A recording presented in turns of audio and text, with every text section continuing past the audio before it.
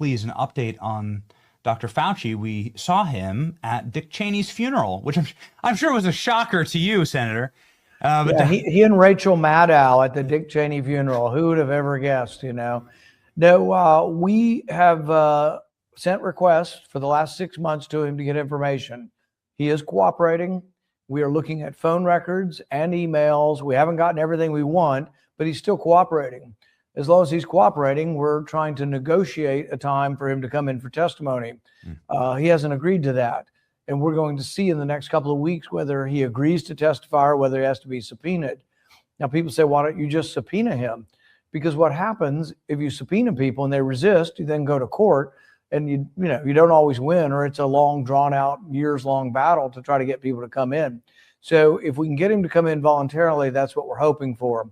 We do know from our research of what we have done that he has email exchanges between him and Francis Collins where they talk about deleting these messages. Read this message and delete it.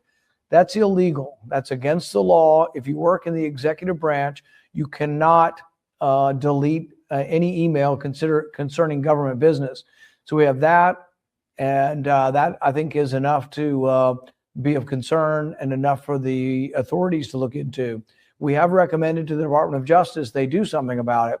Now online, you'll see all these, idiot paid influencers who are attacking me saying, oh yeah, you said you'd get Fauci. How come you're not doing anything about Fauci? Well, it's because I'm not a prosecutor and I have no power to indict him. I have the power to investigate, and we have been.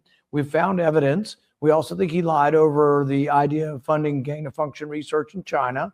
That's also a crime, to lie to Congress. And for these lies, for these crimes, he has been referred to the group that has the power. We did 2 referral letters under Biden to the Department of Justice, and we received no action. And we've done 1 under the Trump Department of Justice, and we haven't seen any action.